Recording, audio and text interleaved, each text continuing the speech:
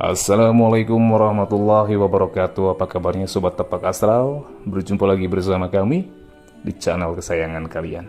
Oke, kali ini kita akan membahas makhluk pertama yang mendiami bumi ini sebelum Nabi Adam alaihissalam diciptakan. Karena tidak banyak yang tahu bahwa bumi ini pernah dikiamatkan oleh Allah sebelum dihuni oleh bangsa kita, bangsa manusia. Ingin tahu lebih lengkapnya? Kita saksikan dulu yang satu ini. Saatnya menembus batas logika.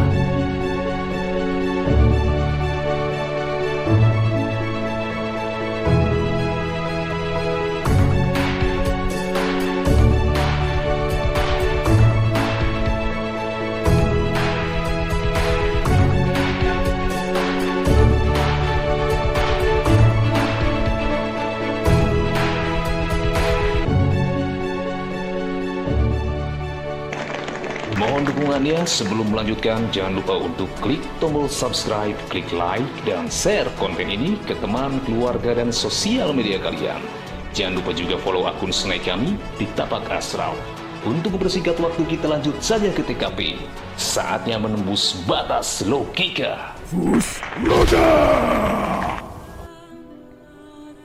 Pada waktu itu Allah menciptakan satu makhluk yang diberi nama Al-Jan. Al-Jan diberikan pasangan layaknya seperti Nabi Adam alaihissalam beserta Siti Hawa, sehingga dia berkembang biak, memiliki keturunan yang banyak, dan memenuhi seluruh bumi ini. Maka katakanlah mereka ini adalah Banul Jan.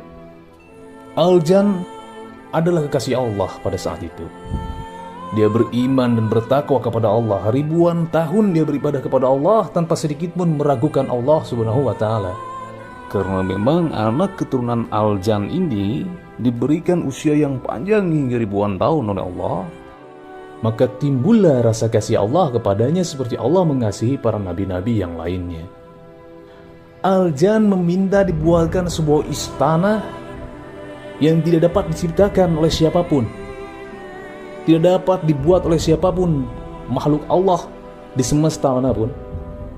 Maka Allah buatkanlah kerajaan itu yang masih dikunci hingga sekarang. Tidak di langit dan tidak di bumi, mengambang. Lalu setelah itu, Al-Jan tidak berhenti beribadah kepada Allah, tidak pernah mengingkari Allah. Abu Jan terus beribadah hingga Allah semakin mengasihi Abu Jan, semakin memuliakan Abu Jan. Lalu Abu Jan minta kepada Allah, "Ya Allah, hamba memiliki putra 8, 7 di bumi. Namun ambillah yang paling besar, putra hamba yang paling besar. Ambillah bersamamu. Didiklah dia menjadi orang yang bermanfaat, menjadi hambamu yang beriman dan bertakwa." Maka Allah subhanahu wa ta'ala memerintahkan malaikat Jibril untuk mendidik putranya Abu Jan yang pertama. Siapa dia? Dia adalah Al-Harits. Al-Harits dididik oleh malaikat Jibril alaihissalam atas perintah Allah subhanahu wa ta'ala, sehingga dia mampu memahami tentang semesta, mampu memahami ilmu-ilmu agama, seperti penolong untuk kaumnya. Karena Al-Harits begitu beriman dan bertakwa, sama persis seperti bapaknya Al-Jan. Di saat Al-Harits berhasil dididik oleh malaikat Jibril, Al-Jan begitu tersenyum dan bersyukur kepada Allah subhanahu wa ta'ala. Al-Harits begitu rajinnya dan taatnya beribadah kepada Allah di atas bimbingan daripada malaikat Jibril alaihissalam, sehingga lama-kelamaan tumbuhlah sayap. Padahal Al-Harits ini bukanlah malaikat. Al-Harits ini adalah Banul Jan yang murni terbuat dari inti api, sedangkan malaikat murni terbuat daripada cahaya. Namun di sisi lain, di saat Al-Harits beriman dan bertakwa kepada Allah di bawah bimbingan malaikat Jibril, saudara-saudara yang 7 di bumi ini kesebalikannya. Yang berada di bumi ini, yang 7 kerajaan ini, mereka terus berperang, berlomba-lomba, saling mendirikan gedung-gedung yang tinggi. Modernitas yang kita rasakan sekarang ini nothing, gak ada apa-apanya dibandingkan modernitas di masa Banu Jan masih berkuasa. Lalu siapakah 7 saudara iblis itu yang ada di bumi, yang saling berperang satulah sama lainnya ketika mereka masih menjadi Banu Jan, yaitu jin berbentuk dohir? Yang pertama ada Al-Salt, yang kedua ada Al-Syabru, yang ketiga adalah Al-Dasim, yang keempat adalah Al-A'war, yang kelima adalah Al-Zalanbur, yang keenam adalah Al-Walhan, dan yang ketujuh adalah Al-Khanzab. Setelah bumi dikiamatkan, maka 7 saudaranya inilah yang diangkat menjadi prajuritnya atau panglima perangnya dia untuk dendam terhadap siapa? Bukan terhadap Allah Subhanahu wa taala, namun terhadap anak cucunya Nabi Adam alaihi salam beserta Siti Hawa. Dan koalisi pun dimulai. Mereka memiliki otak yang cerdas. Allah menganugerahi itu kepada mereka. Namun mereka tidak bersyukur. Allah masih mencoba menahan murka karena melihat siapa? Melihat kekasihnya Al-Jan yang begitu beriman dan bertakwa.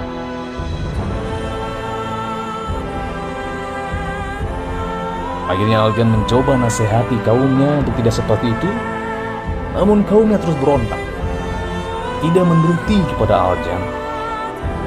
Banu Jan ini sangat bebal. Perawakan mereka hampir sama seperti kita, namun sedikit lebih tinggi.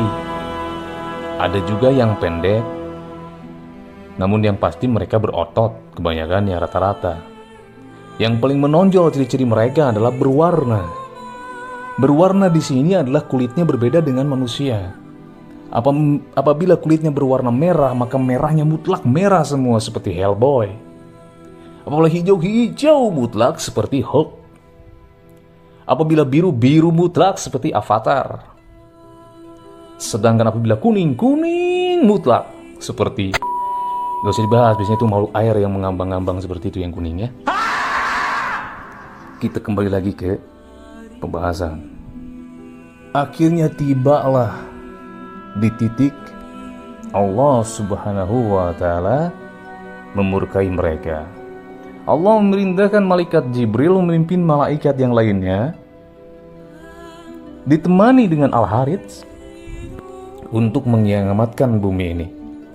Lalu malaikat Jibril pun turun dari langit bersama pasukan-pasukan malaikat yang lainnya, ditemani oleh Al-Harits anak didiknya, untuk membantai, dalam istilah mengkiamatkan Banu Jan yang ada di bumi ini yang sudah durhaka kepada Allah Subhanahu wa taala. Termasuk Al-Harits ikut andil di sana dalam menghukum kaum Banu Jan yang durhaka kepada Allah Subhanahu wa taala.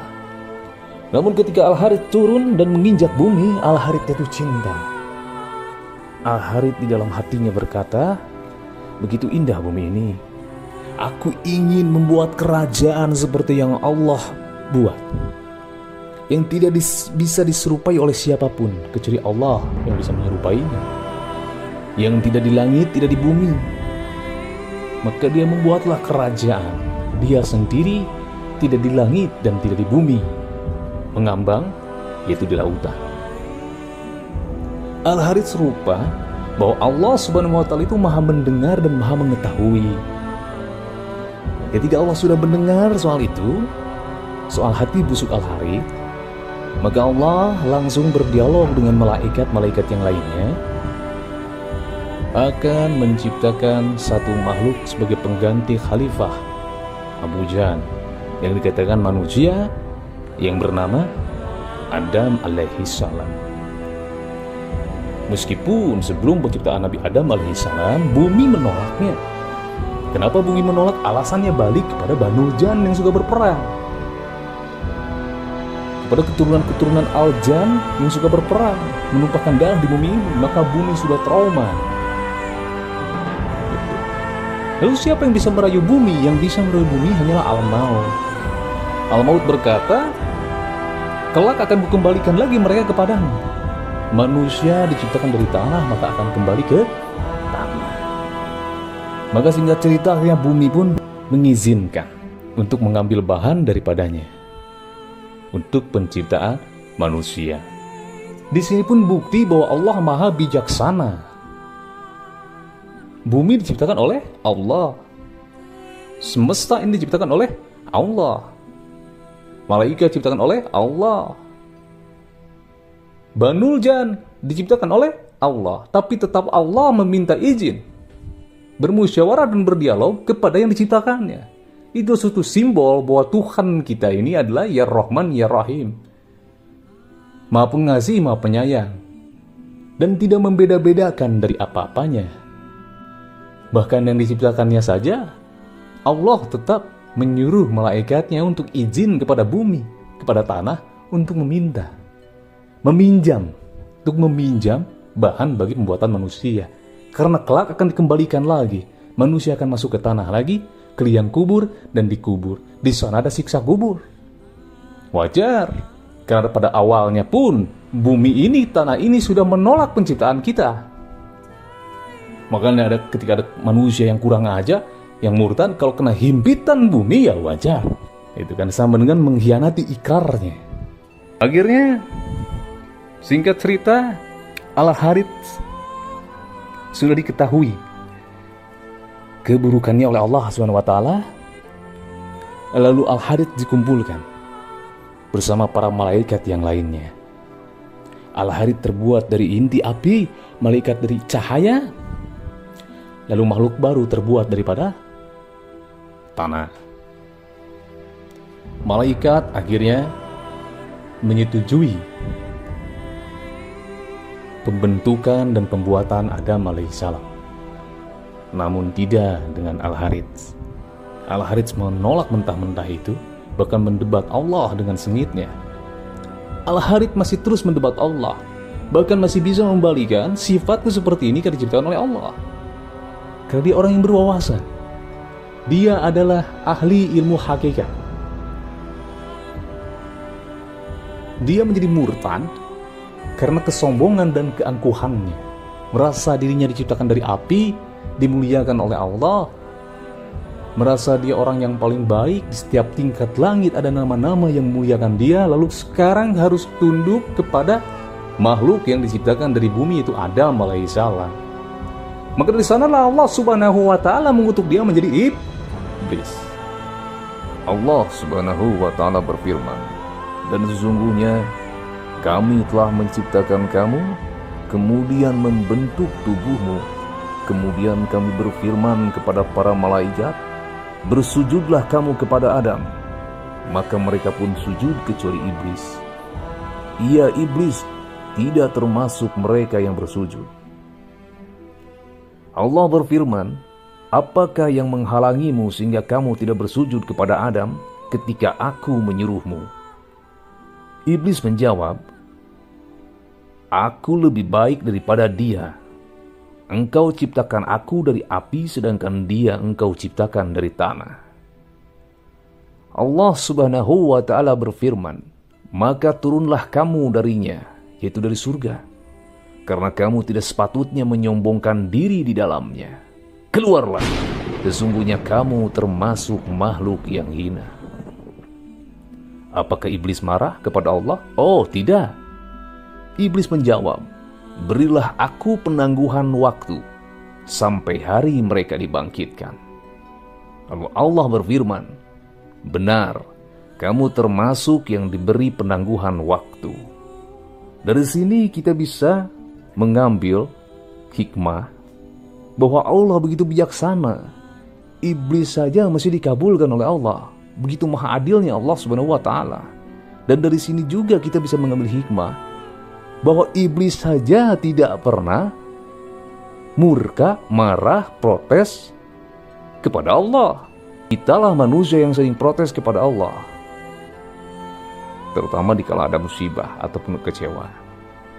Jadi iblis itu adalah Banul Jan, dan Banul Jan itu adalah jin ketika mereka masih berbentuk dohir, bukan gaib, masih menghuni bumi ini. Setelah mereka dikiamatkan, setelah menjadi gaib, maka dikatakanlah dia sebagai jin. Sesuai dengan firman Allah Subhanahu wa taala, Allah berfirman, "Dan ingatlah ketika kami berfirman kepada para malaikat, sujudlah kamu kepada Adam, maka sujudlah mereka kecuali iblis. Dia adalah dari golongan jin, maka ia mendurhakai perintah Tuhannya." Quran Surah Al-Kahfi ayat 50. Jadi bisa dikatakan bahwa iblis ialah seorang, katakanlah oknum berjenis jin. Lalu kenapa dia bisa cerdas, sedangkan jin ini makhluk yang bodoh sebenarnya? Balik lagi ke cerita tadi, karena sebelum penciptaan manusia, Al-Harits ini dititipkan oleh ayahnya itu Al-Jan yang beriman dan bertakwa. Karena Allah melihat Al-Jan, keimanannya Al-Jan kepada Allah, maka Allah mengabulkan permintaannya itu. Yaitu apa? Untuk mendidik Al-Harits menjadi orang yang berwawasan, orang yang berpengetahuan. Dididik langsung oleh siapa? Malaikat Jibril alaihissalam atau Al-Qudus. Maka semenjak itu dialah menjadi satu-satunya golongan jin yang memiliki ilmu pengetahuan yang luas dibandingkan oleh jin dengan jin-jin yang lainnya, bahkan dengan kita mungkin. Makanya iblis itu mencelakai kita suka tidak terasa. Berbeda ketika level jin yang ecek-ecek, ya. Menyesatkan itu sangat jelas terlihat kan kalau jin gitu kan. Seperti misalnya pesugihan udah jelas itu dilarang oleh Allah SWT. Itu loh. Atau menghasut untuk melakukan hal-hal yang tidak baik, ya. Tapi kalau iblis, Al-Harits dan anak cucunya, dia bisa mencelakai kita di dalam ibadah kita sendiri. Itulah jeniusnya dia. Kenapa dia bisa seperti itu? Karena dia orang yang berpengetahuan. Karena dia makhluk yang berpengetahuan. Karena dia makhluk yang dididik langsung oleh malaikat Jibril alaihissalam, yang akhirnya berkhianat kepada Allah Subhanahu wa taala. Maka bila seandainya iblis itu adalah golongan manusia, mungkin bisa dikatakan dia layak mendapatkan penghargaan gelar profesor, yaitu penghargaan yang diberikan kepada seorang dengan kompetensi luar biasa pada bidang tertentu. Dan iblis memiliki itu dalam bidang kejahatan, atau katakanlah dia mungkin sudah setingkat dengan gelar PhD. Tapi PhD di sini bukan kepanjangan dari Doctor of Philosophy. Namun PhD yang cocok bagi iblis ini penyebar haramnisme di dunia. Lantas apakah dari kisah ini berarti Allah itu kecolongan? Oh tidak. Allah sudah tahu skenario ini akan terjadi. Balik lagi, Allah maha bijaksana. Allah suka pura-pura tidak tahu. Allah tidak pernah sok tahu meskipun beliau tahu. Makanya disebut maha bijaksana. Makanya disebut maha mengetahui, karena sudah mengetahui segalanya. Namun pura-pura tidak tahu karena kebijaksanaannya itulah. Bahkan makhluk yang diciptakannya saja masih ditanya. Padahal Allah sudah tahu apa yang akan makhluknya tanyakan. Itulah Allah. Al-Harits merasa dirinya paling pintar, padahal Al-Harits lupa kepintarannya itu, kecerdasannya itu diciptakan oleh siapa? Oleh Allah Subhanahu wa taala juga. Allah lah yang maha memegang ilmu di dunia ini, di semesta ini. Namun Allah tidak pernah sok pintar. Kenapa? Karena seperti kita tahu sendiri, orang pintar itu suka masuk angin. Makanya ada obatnya kan. Setelah dikiamatkanlah Banu Jan oleh Allah Subhanahu wa taala, maka mereka menjadi goib, tidak terlihat, dan disebutlah sekarang jin. Nah sobat tapak astral, mungkin hanya sedikit yang bisa saya sampaikan. Benar dan tidaknya itu kita kembalikan kepada Allah Subhanahu wa ta'ala, karena Allah lah yang maha mengetahui daripada segala-galanya. Kisah ini tidak perlu diimani, namun cukup jadikan bahan referensi. Tidak ada salahnya kita untuk membuka pola pikir kita. Tidak ada ruginya juga kita untuk membuka wawasan baru, selama tidak menduakan Allah, tidak keluar dari syariat. tidak jadi masalah. Maka semua dikembalikan kepada orang-orang yang mau berpikir. Sebab orang yang mau berpikir pasti akan menerima dengan cara yang baik. Ambil yang baiknya, buang yang tidaknya. Jangan pernah kita menyempitkan akal dan hati kita sehingga kita tidak mau terbuka untuk mencari wawasan-wawasan yang masih banyak belum kita ketahui di dunia ini. Sampai jumpa lagi di Tapak Asrar, dan jangan lupa subscribe, like, komen, dan share. Salam Rahayu.